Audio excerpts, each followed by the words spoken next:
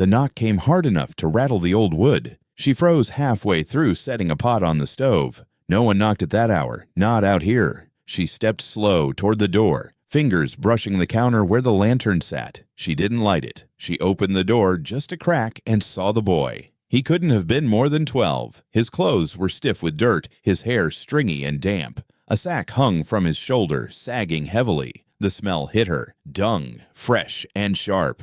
He lifted his chin and spoke. Ezekiel Harrow. Her throat closed. The name hadn't passed any lips in this house since her mother's burial. She pulled the door wider. What did you say? The boy's eyes were dark, steady, without a blink. Ezekiel Harrow. That's your grandfather's name. Full, first to last. She felt her stomach twist. No one outside the family ever used the full name. Folks in town spat only Zeke or Old Harrow. No child should know it is clean. Who told you? She asked. The boy shifted his sack. He did. She gripped the edge of the door. That's not possible. He told me, the boy said again, his voice flat. You don't know what you're saying. I know enough.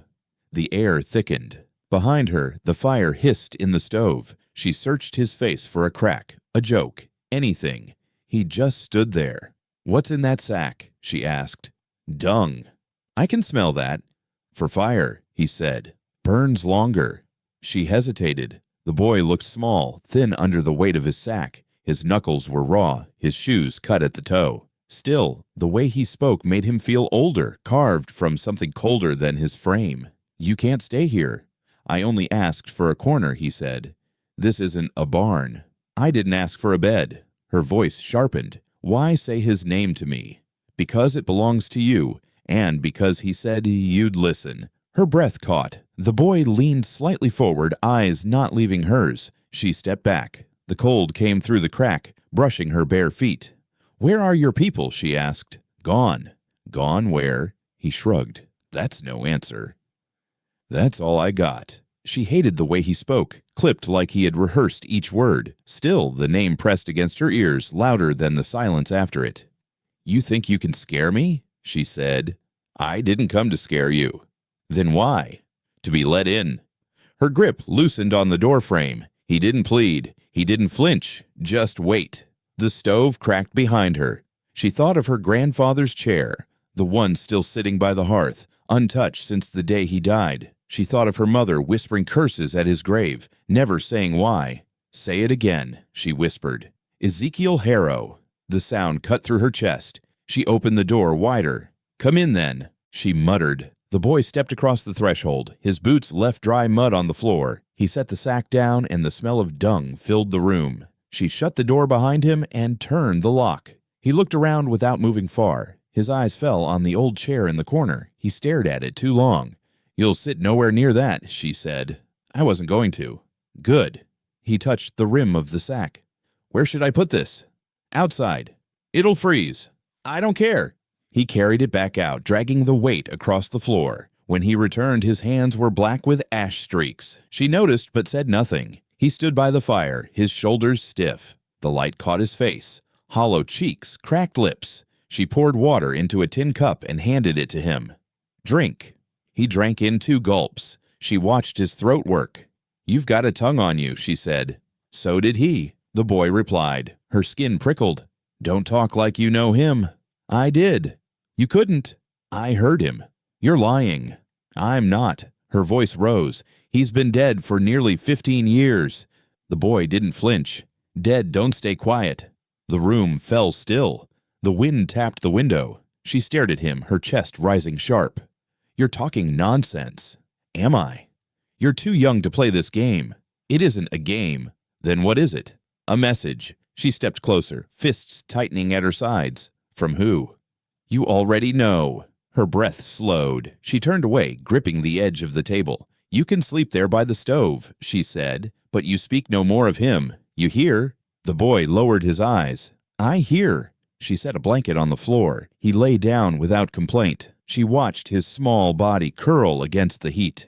His breathing steadied. She sat in her grandfather's chair despite herself. The wood creaked. She hadn't touched it in years. The boy's words echoed, Ezekiel Harrow. Her blood thudded in her ears. She whispered into the fire, Why send him to me? The boy stirred but did not wake. She leaned forward, covering her face with her hands. The chair felt heavier beneath her. The night dragged slowly. Each crack of the fire sounded like a footstep, each sigh of wind like her grandfather's cough. She couldn't look at the boy without seeing the name stitched into his voice. When dawn thinned the dark, she rose. The boy was already awake, sitting cross-legged, eyes fixed on her. "You don't sleep much," she muttered.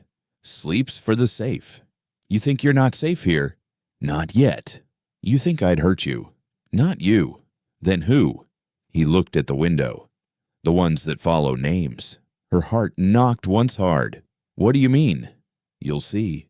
"You keep talking circles. Say it. Plain, I can't." "Won't, you mean?" His jaw tightened. "If I say it, it starts. It already started when you knocked." He blinked, slow. She felt her voice trembling, but wouldn't let it break. "What's in your sack besides dung?" she asked. He looked away. "Answer me." "Nothing you want to see." Her mouth dried. She took a step closer. "Show me." "Not yet." "Why not?" "Because you'll send me out." She swallowed. The boy's eyes were black pools, too still for his age. "Eat something," she said. "I'm not hungry." "You're skin and bones." "I said I'm not hungry." The words snapped sharp. She stared. Then she turned, breaking bread from a stale loaf, placing it on the table. "It'll be here when you change your mind." He didn't move. She sat again in the old chair, against her better sense. The boy kept watching her, silent, as if waiting for her to break. "You're not from here," she said. "No." "Then why come?" "Because I was told." "Told by who?" He didn't answer. Her voice pressed harder. "By who?" He lifted his eyes. "By Ezekiel Harrow." Her chest hollowed. She gripped the chair arms until her nails ached. "You don't say that name in this house again." "I already did. Once was too much. More will come." Her throat tightened. "More what?" "You'll see." The fire spat. The bread sat untouched. The boy's face held no fear. She felt her own rising instead. Outside, the wind shifted. The house seemed to lean. She thought of her grandfather's ledger still locked in the drawer. She thought of graves on the hill. She thought of the silence her mother carried to her own coffin. The boy sat still and waiting. She whispered under her breath, "What did you bring me?" His lips curved barely. "Truth." She dragged the second chair close to the stove, not the old one by the wall, but the smaller seat she used herself. She pointed to it. "Sit there." The boy lowered himself, quiet, his sack still resting outside the door. His eyes didn't follow her. They slid instead toward the high-backed chair in the corner, the one no one had touched since her grandfather's burial. "Not that one," she said. "I know." "Then stop looking." He didn't. His stare held as if someone still sat there. His lips parted. Words slipped out, faint but sharp. "Cough like ash." "Boots by the fire." "Cane at the knee." Her skin crawled. "What did you just say?" The boy blinked. "Nothing." "You said something." "I said what I heard." Her voice cut hard. "From where?" He looked back at her. Steady. "From him." She felt the room tighten. The wind rattled against the shutters. She wanted to strike him silent, to shout him out the door, but his small frame hunched near the fire softened her anger. Still, the words were wrong.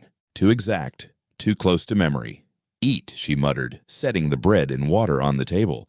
"I told you, I'm not hungry." "Then drink." He reached for the tin, sipping slowly this time. His eyes drifted again back toward the chair. "What do you see there?" she asked. "Empty." "Then stop staring." "Empty doesn't mean gone." She froze. "You don't speak like a boy." "Maybe I'm not." "You're no older than 12. Age isn't weight. It's what you carry." Her chest pulled tight. She hated his voice, plain but cutting through her like her grandfather's once did. "Say it straight," she said. "What are you doing here?" "I told you. To be let in." "Why me?" "Because you're his blood." Her jaw clenched. "Don't you talk about blood in this house." "He talked about it too." "You're lying."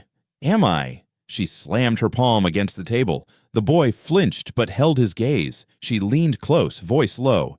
"If you say his name again, I will throw you out." He nodded slowly, but when he turned back to the chair, he whispered under his breath. He never could stand the cold. Her breath caught. Her grandfather had said that every winter, pulling his blanket tighter, coughing into the firelight. She gripped the edge of the table until her knuckles burned. "Where did you hear that? I told you. No games. Answer me." He stared into the flames. "Sometimes at night, I hear voices. Some stay, some pass." He stayed. "You're sick." "Maybe. Or you're playing tricks." "Do I look like I can trick you?" She studied his face. Chapped lips, sunken eyes, dirt in the lines of his skin. Nothing playful there. Only weight. "You knew him?" she asked again, softer now. The boy shook his head. "I only knew the sound he left behind." The room swayed in silence. She couldn't speak, couldn't breathe. The chair seemed heavier in the corner, pulling all sound toward it. Finally, she whispered, "What did he say?" The boy's voice dropped. "That he left things undone. That someone must see." Her stomach nodded. "See what?" He didn't answer. "Tell me." "You'll know when it's time." She stepped back, shivering though the fire burned hot. She wanted to drag that chair out, break it into kindling, scatter the ashes in the yard. But she didn't. She couldn't. Instead, she poured herself coffee gone bitter from yesterday's pot. She sipped, her hands trembling. "You're not sleeping here another night," she said. "Then where?" "Back where you came from." "There's nothing there. That's not my concern." "It will be." She shot him a glare. "You think you can threaten me?" "I don't need to." "Why?" "Because it's already coming." Her chest tightened. She hated the riddle in his tone, hated the way fear grew inside her despite her strength. "Finish your drink," she muttered. The boy obeyed, eyes still dragging toward the empty chair. The night crept thicker. She stood by the window, staring at the dark fields, the fence line swallowed in shadow. Her mind spun. Her grandfather's name, his voice, the chair left untouched. It all circled her like dogs waiting to tear. Behind her, the boy whispered again. He used to tap the arm 3 times before standing. Always 3. Her breath slipped out rough. She remembered it clearly. Tap, tap, tap. Then the heavy grunt as he rose. She hadn't thought of it in years, not since the funeral dirt. She turned, her face pale in the firelight. "You stop that now." The boy looked at her, silent. "I said stop."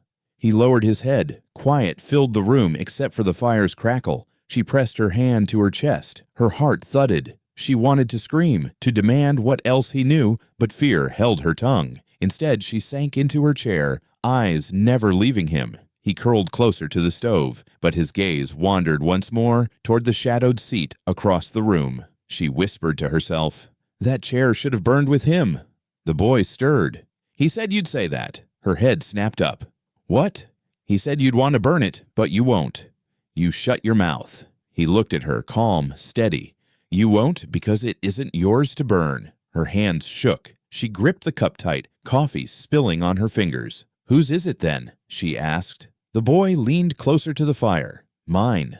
The word sat heavy in the room. She stared at him, unable to speak, unable to move. The wind howled outside, pushing against the walls. The house groaned as if it remembered every name ever spoken in it. She whispered, voice breaking, "What do you want from me?" The boy closed his eyes. "To stay warm." "That's all." For now. Her breath slowed. She sank deeper into her chair, her body trembling, her mind unraveling. The boy lay down on the floor, curling against the heat, and for the first time he looked like the child he was, fragile, worn, barely holding. But even as his eyes shut, his lips moved faintly. One more fragment, one more shard of memory. He always hated the silence after supper. Her heart twisted. She turned away, pressing her hands against her ears. She wanted the silence back, the safe silence she'd lived with for years. But now it was gone, and the boy had carried her grandfather's name straight into her fire. The sack sat slumped by the door where she had shoved it aside the night before. The smell of dung still lingered, heavy in the air. She stared at it for too long, uneasy. The boy was still curled near the stove, his face half hidden, eyes open, watching, always watching. She pointed at the sack. "What's in there, really?" "Dung," he said. "Nothing else?" He didn't answer. Her jaw tightened. She crossed the floor, grabbed the sack, and dragged it to the table. The weight felt wrong, too light in places, too heavy in others. She unknotted the rope. The stink rose stronger. She pulled at the top until the cloth sagged open.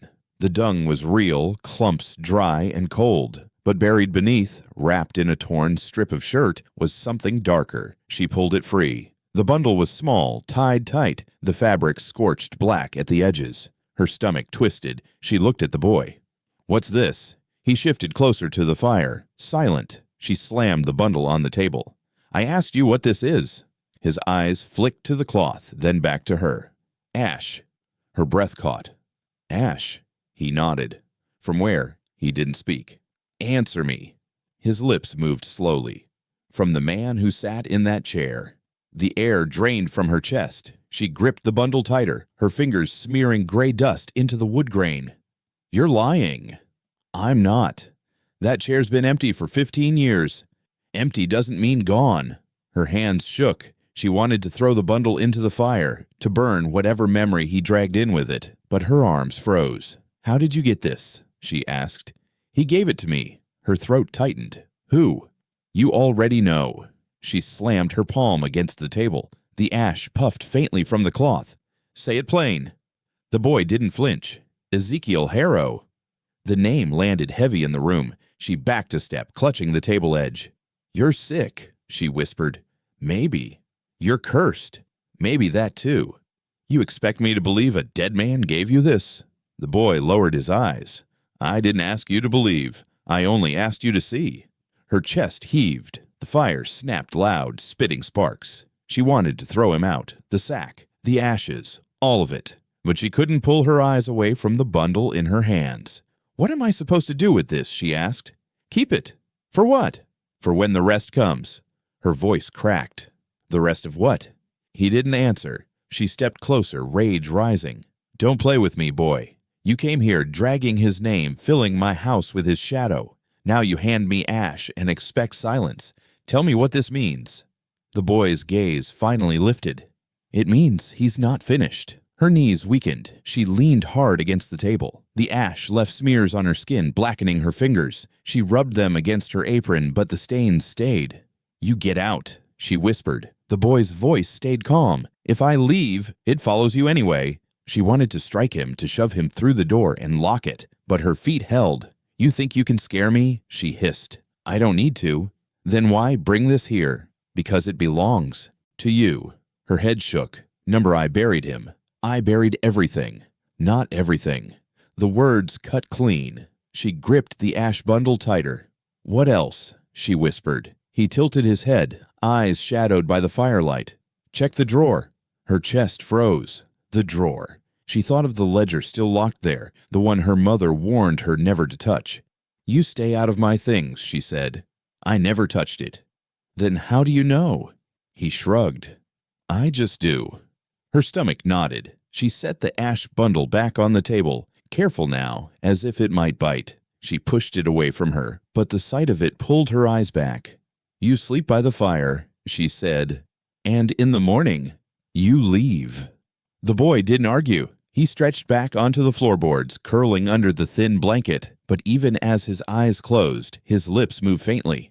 "What are you saying now?" she asked. His voice barely rose. "That the dead never stay buried when their names are called." Her blood ran cold. She turned her back on him, but the words sank deep, sticking like splinters. The night dragged on. She lay awake in her bed, staring at the ceiling. Every creak of the house a reminder of what lay wrapped in cloth on her table. Ash from him, or so the boy claimed. By dawn her eyes burned. She rose, pulled her shawl close, and stepped into the kitchen. The boy was already sitting upright, waiting. "You don't sleep, do you?" she asked. "Enough." "You're not normal." "Never said I was." She eyed the sack, the cloth bundle still atop it. She wanted to throw it into the stove. She wanted to bury it in the yard. But she didn't. Instead, she poured water into the tin cups. The boy took him without a word. "Where do you come from?" she asked. "Down the road." "Which road?" "Doesn't matter. Not there anymore." "What's not there?" "Anyone." Her jaw clenched. She leaned across the table. "Why me? Why this house?" "Because you're his blood." "I told you not to." "He said you'd listen." Her throat closed. She dropped back into her chair, staring at the boy, at the ash bundle between them. "Why me?" she asked again, softer now. The boy sipped his water, eyes unblinking. Because it starts with you." The words sank heavy. She gripped the edge of her chair, her hands trembling. "What starts?" He didn't answer. Tell me." Still silent. She slammed her fist against the table. The ash cloth jumped. "Tell me." The boy looked at her then, calm, unshaken. "The truth." The fire crackled. The house groaned. Her breath slowed to a ragged pull. She leaned back, her body shaking, her eyes locked on the ashes she couldn't throw away. The knock came heavy, steady, not like the boy's. It shook the frame. She froze where she stood by the table, the bundle of ash still resting in sight. The boy's eyes flicked wide for the first time since he'd arrived. "Who?" he whispered. "Quiet," she snapped. The knock came again, harder. A voice followed, deep and slow. "Open up." Her stomach sank. The sheriff. She shoved the bundle under a rag, slid it to the corner, and strode to the door. She cracked it just enough. "What's this about?" she asked. The sheriff tipped his hat back. His face was lined, his jaw unshaven. His eyes were sharp, scanning past her shoulder. "Heard talk of strangers walking this road," he said. "Checking houses. Thought I'd see if one landed here." "No one here but me." His brow lifted. "That right?" "That's right." He leaned on the frame, boots grinding the step. "Funny, prints in the dirt outside say different things." Her throat tightened. She shifted, blocking the gap. "Tracks blow every which way. Could be anyone." "Could be." His eyes narrowed. "Mind if I step in?" She forced a smile. "The house is a mess." "I've seen worse." "I don't think so." The sheriff's stare sharpened. He waited. She felt sweat under her collar. Behind her, the boy crouched low by the stove, silent, barely breathing. "Are you hiding something?" the sheriff asked. "Nothing worth your time." His lips curved faintly. "Everything's worth my time. You know that." Her chest tightened. She opened the door wider, only enough to show the room. "See? Just me." His gaze swept the walls, the table, the empty chair in the corner. His eyes lingered there, hard. "Still keeping that old thing?" he muttered. Her jaw clenched. "It's just a chair. Belonged to a man with debts." Her voice snapped sharp. "He's on the ground." "The ground doesn't cover everything." She stepped closer to the doorframe, lowering her voice. "You got business with the dead. Dig them yourself." The sheriff's eyes stayed on hers. "Maybe I already did." The words cut cold. Behind her, the boy shifted. She prayed the sheriff didn't hear. "Are you done here?" she asked. He leaned closer. "Not yet." "What else? You heard any talk yourself? Any strange folk asking about names, about land, about bloodlines?" Her heart hammered. She forced her voice steady. "Strange folk don't come this way. Nothing here for them. Except history. History's gone." He smiled thin, bitter. "History never leaves. You of all people should know." She bit back a curse. "You watch your tongue in my house." "Not your house. Not truly." Her eyes flared. "It's mine." It was his. Her voice dropped low. "Don't you speak his name." The sheriff tilted his head, mocking. "Still scared to hear it." Her fist tightened at her side. "Leave." He stepped back, but not far. His eyes scanned once more, dragging over the stove, the table, the shadows. She felt the boy's silence, behind her like a weight. "You tell me if you see anyone," he said. "Don't make me hear it from someone else." She held his stare. "You'll hear nothing." His lips curled faintly. "That's what I thought." He turned, boots crunching against the dirt. She shut the door fast, locking it, pressing her back against the wood. Her breath came quickly. The boy rose from the floor, pale, eyes wide. "Who was he?" he asked. "The sheriff." "He knows." "Know what?" "No, you're not alone." She glared. "You kept quiet." He nodded. "For now. For good." He didn't answer. She stepped to the table, lifting the rag, checking the ash bundle still hidden beneath. Her hands shook. The boy spoke softly. "He'll be back." She turned on him. "Not if you're gone." "You want me gone?" "I should have sent you out the night you came." "But you didn't." Her chest tightened. "Because you said his name. And you let me in." Her voice cracked. "Mistake." He shook his head. "Number, it's the start." Her breath slowed, ragged. She pulled the bundle closer, pressing it to her chest. "You brought this trouble," she whispered. "I carried it. It was already yours." She stepped back, her back against the wall, eyes burning into him. Don't you talk like you know me. I don't need to. I know him. You know nothing. He stared at the empty chair. I know enough. Her throat closed. She wanted to scream. Instead, she slumped into her own chair, the fire snapping between them, the sheriff's words still hanging heavy. Debts, history, blood. The boy sat cross-legged again, his voice low, almost to himself. He fears it too. She looked up. Who? The sheriff. Her stomach turned. What do you mean? He carries the same ash. He just hides it deeper. Her eyes widened. How do you know? The boy's face stayed blank. I hear what men try to bury. Her hands shook around the bundle. She whispered into the silence, God help me. The boy answered, calm and cold. He won't. Not here. The sheriff's footsteps faded down the dirt road. She stood at the door until even the echo of his boots was gone. Only then did she lock it again and lean her forehead against the wood. Her breath came slow, shaky. When she turned, the boy was already watching her. You shouldn't have lied to me, he said. I don't need you telling me what I should or shouldn't do. He'll come back. She glared. Let him. He's been coming back my whole life. The boy's small hand slipped into his pocket. He pulled out a folded sheet. Edges torn, jagged, the paper yellowed, stained with time. He placed it on the table between them without a word. Her eyes narrowed. What's that? He didn't answer. She stepped forward, snatched it up. The paper crackled, fragile under her. Fingers. She unfolded it slowly. Her breath caught. Names. Written in her grandfather's hand. The same sharp letters she had seen on receipts, on land deeds, on the will he signed before the end. But these names weren't business. They were men she knew. Elias Morton, Samuel Pike, Joseph Harrow. She whispered, God help me. Her eyes scanned further. Henry Lowe, Daniel Creel, Thomas Vane, each one marked with a faint cross beside it. She dropped the page onto the table as if it burned. Where did you get this? The boy said nothing. Her voice cracked. Answer me. He only looked at her, calm, steady. You hear me? She snapped. Where did you get it? His lips parted. It was in the sack before the ash. She shook her head. No, that ledger's locked in the drawer. It hasn't been touched since he died. It was touching. Her chest heaved. By who? The boy stared at her grandfather's chair. Don't you say it, she whispered. He stayed silent. Her hands trembled. She grabbed the page again, studying the ink. The names spun in her mind. She remembered wives left widowed, fields left fallow, sons gone without graves. These men never came home, she said. The boy's voice was soft. You knew them. I knew their families. And you knew what happened. Her head snapped up. I didn't. You did. Don't you put that on me. You lived here. I was a girl. You still heard. Her voice rose sharp. Enough.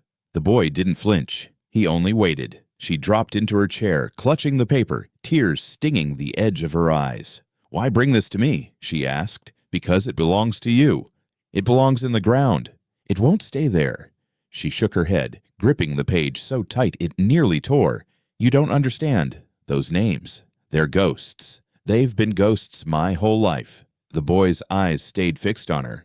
Ghosts don't write ledgers. Her chest twisted. She laid the page flat on the table, forcing herself to read each name again. She remembered their wives, their children. She remembered the silence at their funerals, the whispers of debts, the look in the sheriff's eyes when he stood at each grave. She whispered, he wrote this like he was keeping score. The boy nodded once, her voice trembled. Why? To remember. No, she said. Not to remember. To own.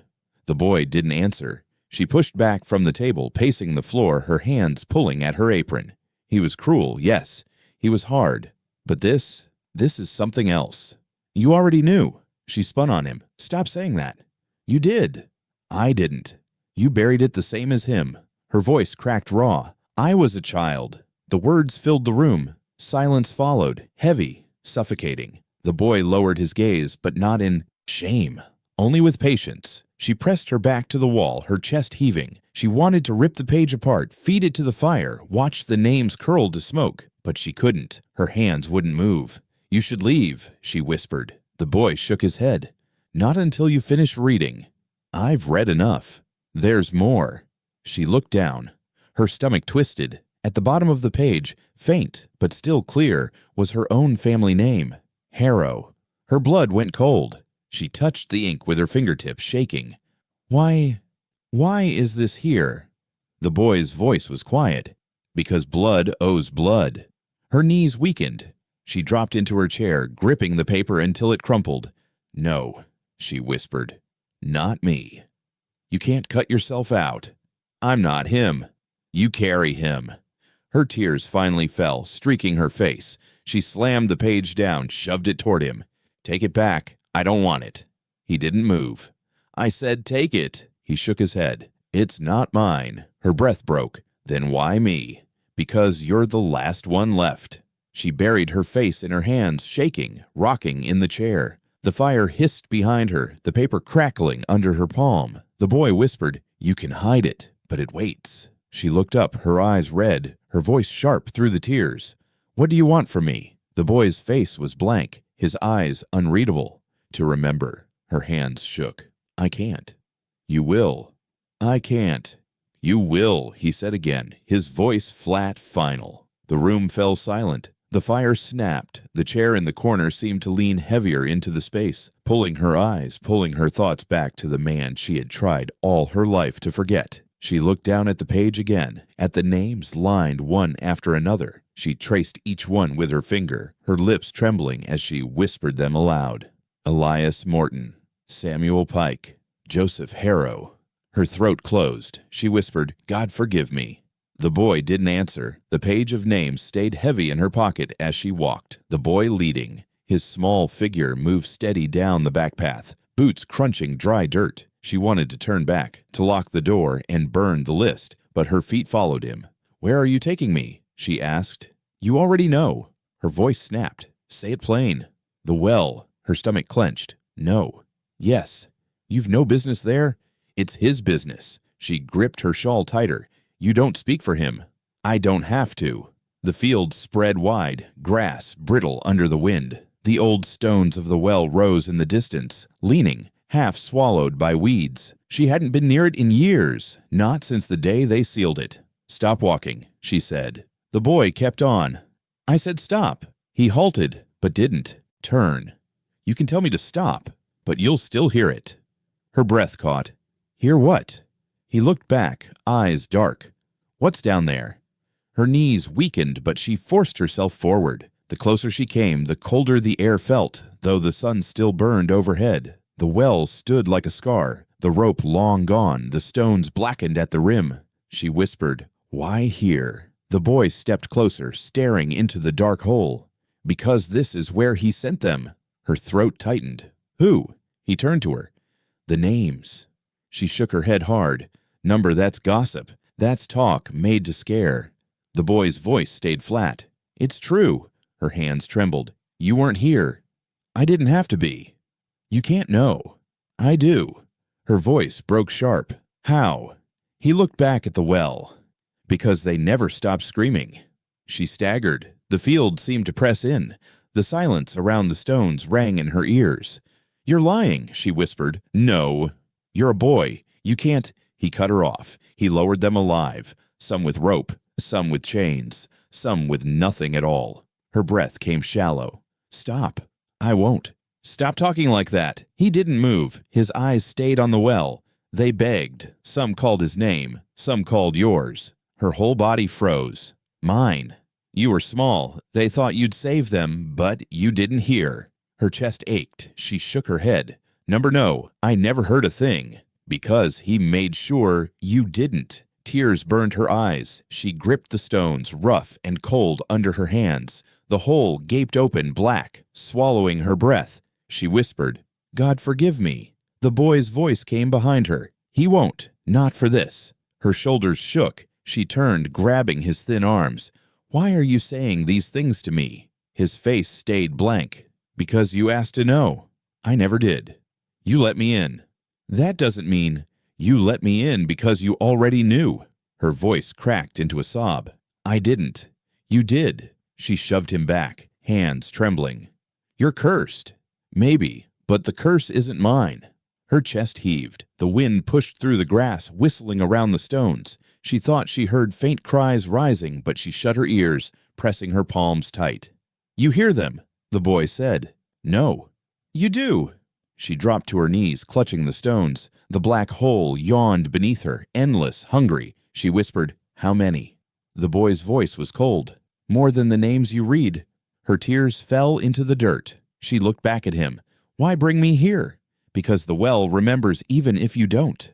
Her voice trembled. "What do you want from me?" "To look." Her whole body shook. "I can't." "You will." "I can't." He stepped closer, eyes never blinking. "You will." She forced herself to lean over, staring into the black. For a moment, she saw nothing. Then the wind shifted, carrying a smell she hadn't known in years. Damp stone, rusted iron, and something older, rotted deep. She jerked back, choking. Number. The boy whispered. He stood here too, listening, counting. She covered her ears, rocking on the dirt. "Stop, please." His voice stayed calm. "You can cover your ears, but they'll keep calling. They'll call until you answer." Her tears blurred the world. She pressed her forehead to the stones.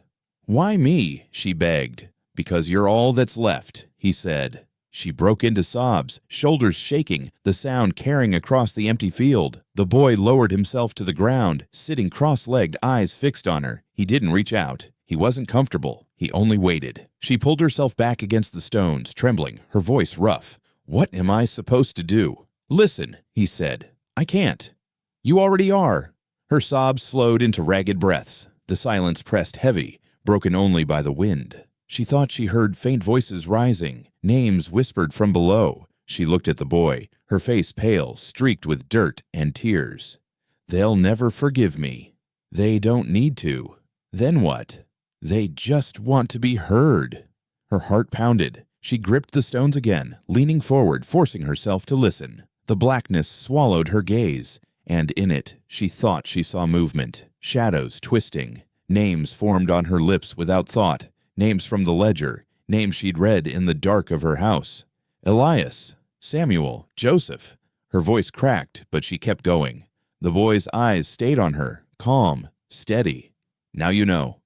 Her body trembled. She pulled back at last, collapsing into the dirt, the names still echoing in her mouth. She whispered, "I wish I never opened that door." The boy stood. "But you did." She closed her eyes, covering her face. "What happens now?" He looked at the well. His voice was soft. "Now it begins." The smell of smoke woke her before the crackle reached her ears.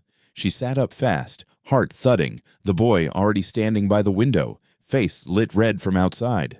"What is it?" she whispered. "The barn," he said. She stumbled to the door, pulled it open. Flames licked the night sky. The barn stood blazing, wood snapping, sparks spilling into the dark. Her voice broke. "No."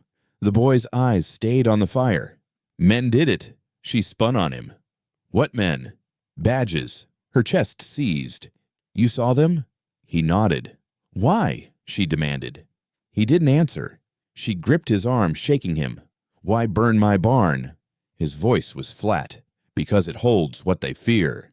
Tears stung her eyes as she watched years of work collapse. She pushed past him, running into the yard, heat slamming her face. The fire roared louder, the walls falling inward. She stopped short, helpless, the blaze too strong to fight.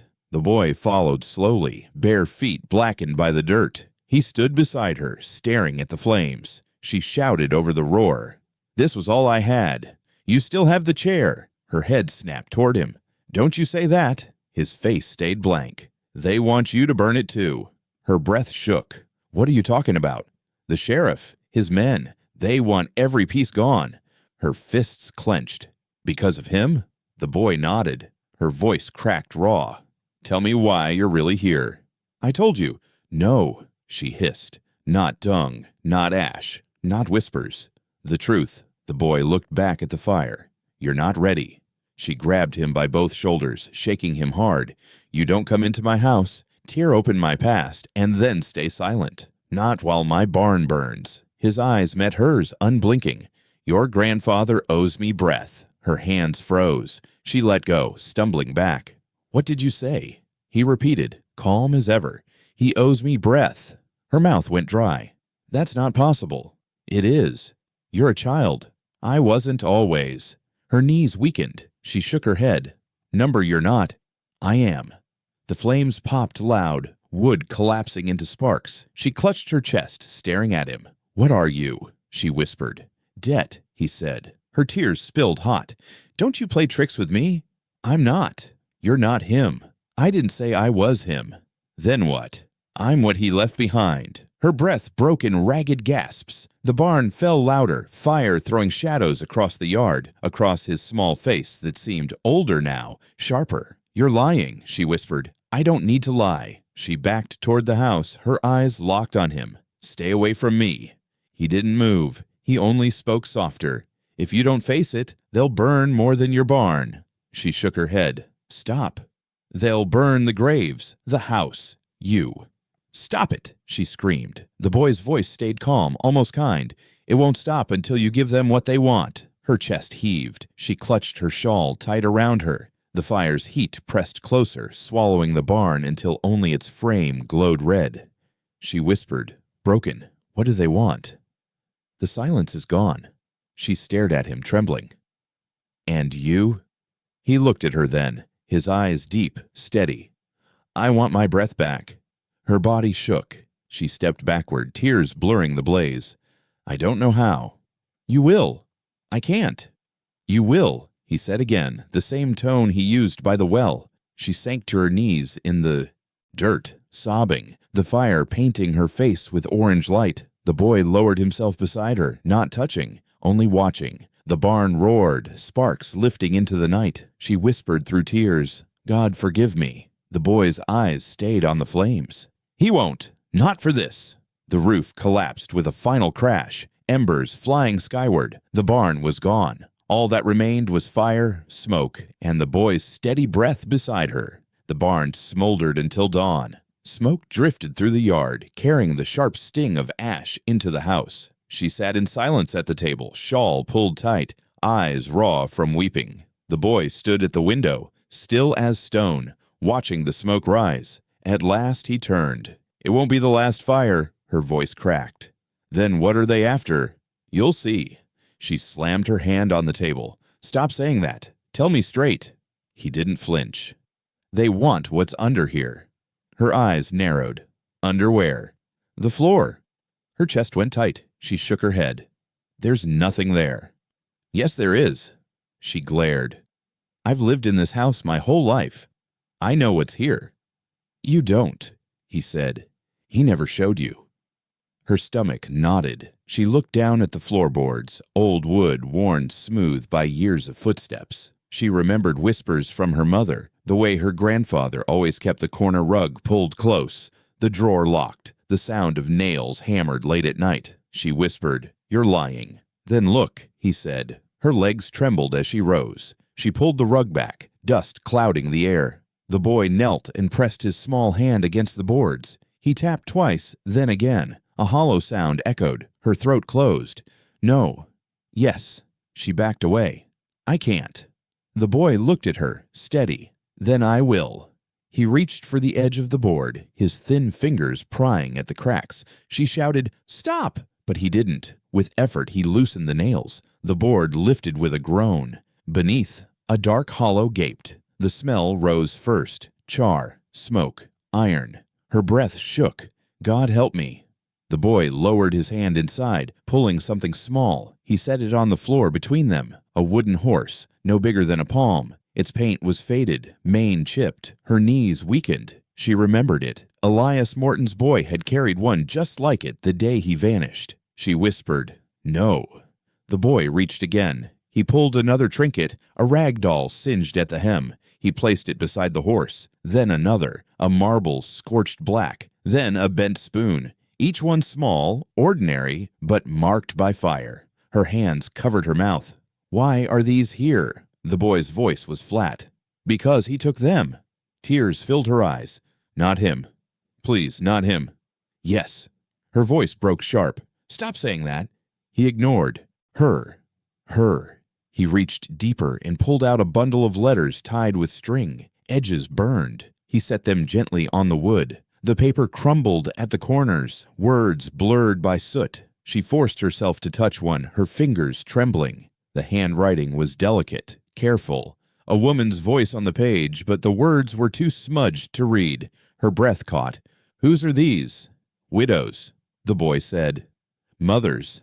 Sisters." Her tears fell hard. She dropped the letter back into the pile. Why hide these? Because he couldn't burn words the way he burned bodies.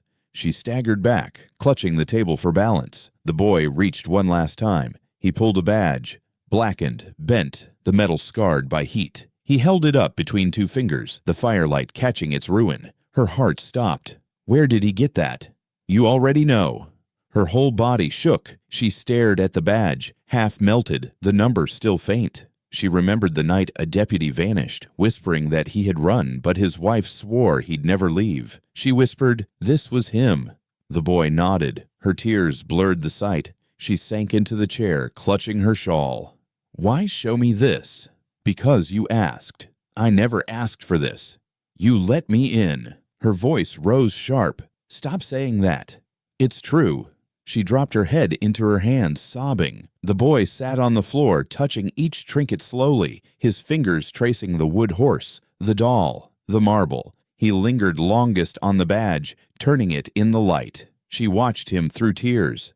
Why do you touch them like that? His voice was quiet. Because they were mine.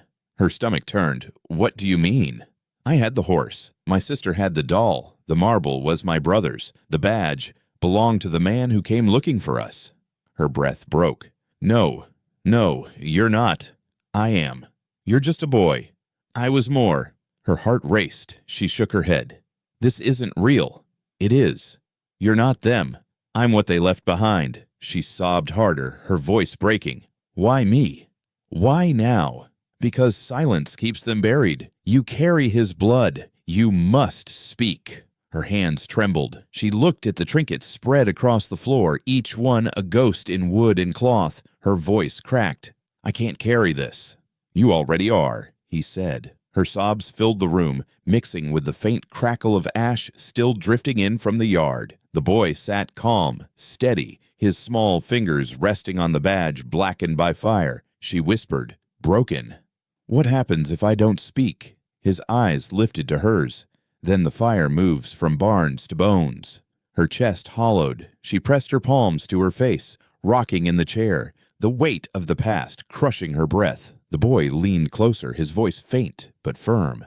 The floor. Remembered, well remembered. Now you must. She lowered her hand, staring at him through red eyes. And if I do? Then the silence ends. Her whole body trembled. She looked again at the badge, the letters, the trinkets blackened by ash. She whispered, God forgive me. The boy's face stayed still. He won't, but they might. The trinkets still lay spread across the floor, blackened by soot. She could not look at them any more. She grabbed her shawl, pulled it tight, and told the boy to follow. Where? He asked. The hill. He rose without question, his small hands brushing dust from his knees. They walked past the smoking frame of the barn, the sky still hazed gray. The grass bent beneath their steps, leading up the slope behind the house. The higher they climbed, the quieter the world grew. At the top, the graves waited, stones crooked with age, some marked, some not. A crooked fence leaned half-fallen, wood splintered by years. She stopped short, her breath thin. The boy walked ahead into the rows. He knelt before the first stone. Elias Morton, he whispered. Her chest tightened. How do you ways? He moved to the next. Samuel Pike. Her hands shook. Stop, he kept on. Joseph Harrow. She gasped, clutching her shawl. That's family. The boy lifted his eyes. All the family here. Her knees weakened. She sank onto the grass, staring at him. Who told you those names? No one. You couldn't know them. I do.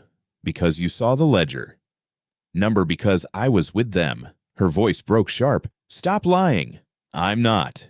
He moved further, touching another stone, its letters worn. Henry Lowe.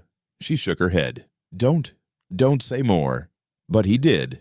Daniel Creel. Thomas Vane. Tears burned her eyes. Each name struck like a bell, ringing the memory she had buried. Widows standing silent in church. Children clinging to mother's skirts. Her grandfather's face was cold as stone. "Enough!" she screamed. The boy stood. His eyes were steady, black as the earth. "It won't stop until you speak to them too." Her throat closed. "I can't." "You can." Her voice cracked. "It'll kill me. It already is." She pressed her hands to her ears. "Why do this to me?" "Because you're the only one left." Her tears fell fast. She rocked on the grass, whispering broken words. "I never wanted his name. I never wanted his blood." The boy crouched in front of her. "But you carry both." She glared through tears. "Then take it back. Take it with you." He shook his head. "It doesn't belong to me. It belongs to the graves." She stared at the stones, each one leaning, each one marked by silence. Her stomach twisted. "I can't face them. They're waiting." She whispered, "For what?" "For you to call them." Her lips trembled. She shook her head. "No." The boy leaned closer. "Say their names." Her heart thudded hard. She looked down at the grass, then at the first stone. The letters blurred through her tears. Her mouth opened, but no sound came. The boy's voice was calm. "Say it." Her voice cracked. "Elias Morton." The wind shifted. The grass bent. She swallowed hard, choking on the next. "Samuel Pike." The world grew still. Her hands shook as she whispered, "Joseph Harrow." Her breath broke. She sobbed into her shawl, rocking. "I can't say more." "You must," the boy said. "I can't." "You must," he repeated, sharp now. She screamed into the empty air. "Why me?" The boy's face was blank. "Because your grandfather won't." Her chest hollowed. She pressed her forehead to the grass, sobbing. At last her voice spilled again, broken but clear. "Henry Lowe, Daniel Creel, Thomas Vane." The names echoed across the hill, carried on the wind. She lifted her head, trembling. The graves seemed closer, the stones leaning toward her. The boy whispered, "Now they hear you." Her breath came ragged. "And now they wait for the truth." Her stomach twisted. She wiped her face with shaking hands. "What truth?" "The one you keep locked in your chest." She stared at him, hollow. "I don't know." "You do." "I don't." "You do," he said again, steady. Her tears fell harder. She shook her head, rocking. "I was a child. I didn't see. I didn't hear." The boy's voice cut flat. "But you remember." She froze. "You remember his boots at night," he said. "You remember the rope. You remember the chair creaking after screams." Her breath seized. She whispered, "Stop." "You remember the smell of ash on his coat." She covered her mouth, choking on a sob. "You remember the silence your mother carried," he said. Her hands shook. She pressed them to her ears. "No more." The boy leaned closer. "Say it." Her voice broke through tears. "He killed them." The wind rushed hard across the hill, bending the grass flat. She fell forward, sobbing into the dirt. "He killed them. He killed them all." The boy stood still, watching. His voice came quiet. "Now it begins." She lifted her head, face streaked with tears. "What begins?" "The debt," he said. Her body shook. She stared at the stones, each one now alive with memory. She whispered, "God help me." The boy's eyes stayed dark. "He won't." The graves stood silent. The hill held its breath. And she knew the silence she had carried all her life had just ended. The graves stayed behind her, their silence pressed into her chest. By the time she reached the house, the boy was already waiting at the porch, as if he had never walked with her at all. He only said, "He's coming."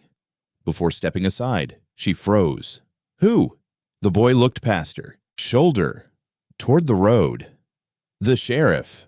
Her stomach knotted. She turned just as the shape appeared down the lane. A wide frame in a dusted coat, hat pulled low. His boots struck the earth in slow, certain rhythm. She whispered, "Not now." The boy said nothing. The sheriff reached the steps, his eyes sweeping her, then the boy, then the smoke still drifting from the barn's ruins. He didn't greet, didn't smile. "Are you hiding him?" the sheriff asked. Her voice stayed sharp. "Hiding who?" "The boy." "He's standing right here." The sheriff's jaw tightened. "That's not what I meant." "Then say what you mean." "I mean he doesn't belong here. He's been filling your head with lies."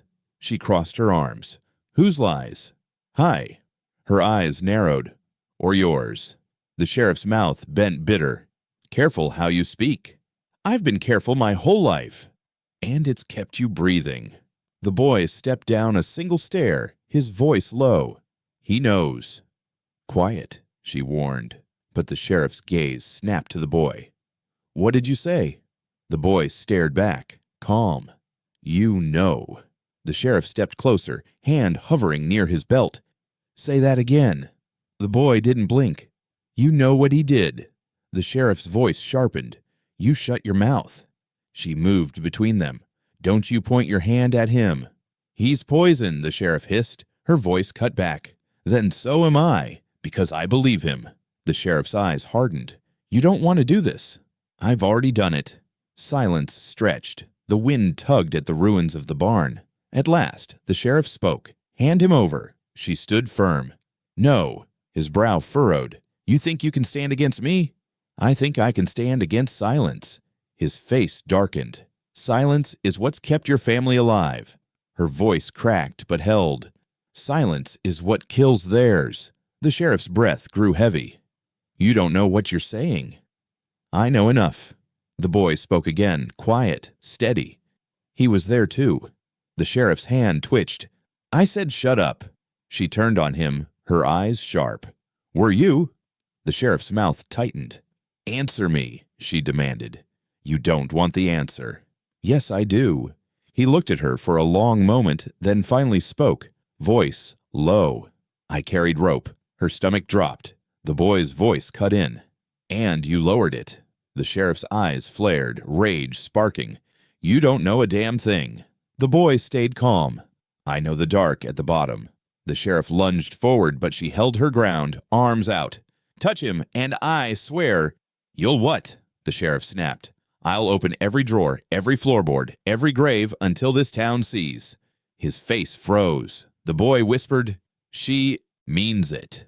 The sheriff's hand dropped from his belt. His voice came low, almost broken. You don't understand what you're tearing loose.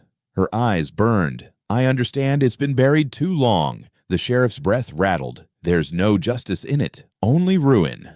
Maybe ruin is what's owed. The boy nodded. The sheriff looked between them, his jaw working. For the first time, his silence stretched too long, heavy, like he was carrying the weight of every name carved into the hill. At last, he whispered, He made me do it. Her voice cut back. You had a choice. I was a boy, the sheriff said. Like him. Her throat tightened. And now, his eyes fell to the dirt. Now I'm nothing. The boy stepped forward, staring at him. Then speak. The sheriff's gaze lifted, trembling. If I speak, it burns us all. She glared. Then let it burn. The sheriff's mouth opened, but no sound came. His silence said more than any confession could. He stood there frozen, caught between truth and ruin. The boy whispered, Your time's done. The sheriff looked at him, eyes wide as if seeing a ghost. Then he turned, boots dragging heavy down the path, leaving without another word. She stood trembling, the boy beside her, both watching the figure fade into the distance. She whispered, He'll be back. The boy's voice stayed steady. Not the same. The sheriff's shadow was gone from the path, but his silence lingered in the room long after. She sat at the table, her hands trembling. The boy stood by the hearth, eyes on her, waiting. She whispered, You see what he did? He said nothing. The boy's voice was calm. Silence is a confession. Her chest ached. It's not enough. It will be. She shook her head. You don't know what enough is. Yes, I do. He slipped a hand into his sack, pulling out a folded page, edges blackened, corners flaking ash. He laid it on the table between them. Her eyes widened. What's that? A letter. From who? From him. Her breath hitched. No. Yes. She stared at the scorched paper, fear tightening her chest. Where did you get it? In the sack, buried under the ash. Her voice cracked. Why didn't you show me before? You weren't ready. Her hands shook as she reached for it. The paper was brittle, burned around the sides, words blurred but still legible in the center. She read, lips moving without sound. I kept count, but the count is never clean. The names stain my sleep. The sheriff was there. He tied the knots. He lowered the rope. He lit the fire. She dropped the letter to the table, breath ragged. God almighty. The boy's voice cut sharp. Now you see. Her eyes filled. He wrote this. He wrote it himself. Yes. And he named him. Yes. Her head shook fast. I can't carry this. You already do.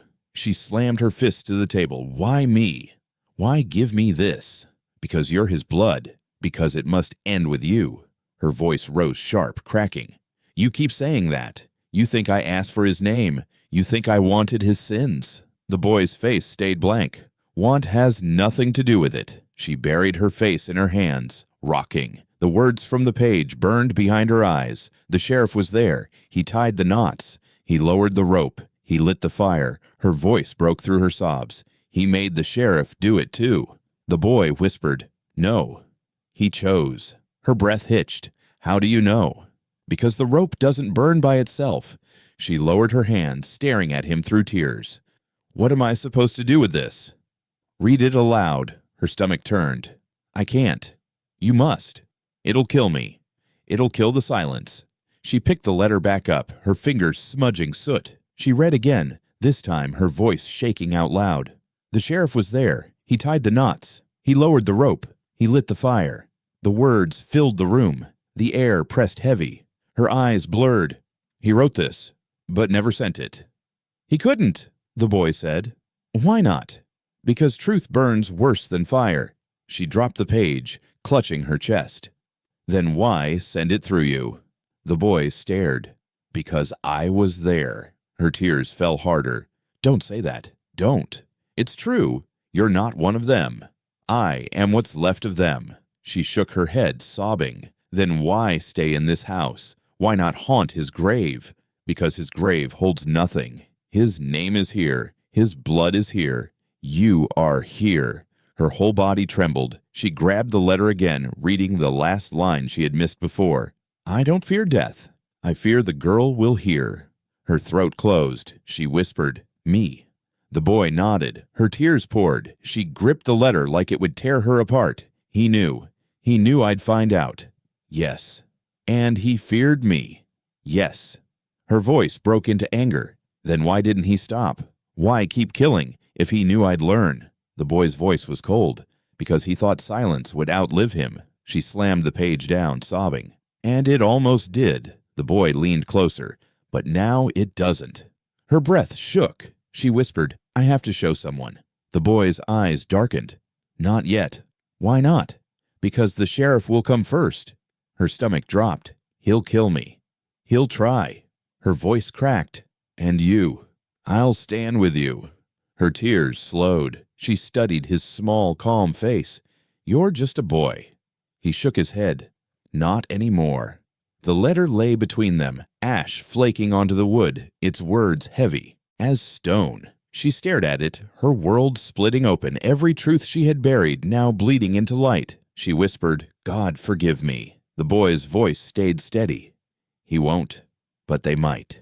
The night pressed heavy on the house. She sat at the table. The letter burned into her mind, the boy standing silent near the hearth. Neither spoke. The air carried only the hiss of the stove and the faint smell of smoke from the barn's ashes. Then came the boots. Heavy, slow, each step crunching the dirt outside. Her stomach twisted. He's here. The boy's voice was calm. I told you. The knock was hard enough to rattle the glass. She whispered, What do I do? Open it. Her hands shook, but she rose, pulling the door wide. The sheriff filled the frame, his face shadowed beneath his hat. His voice was low, rough. You made a mistake. Her throat tightened. What mistake?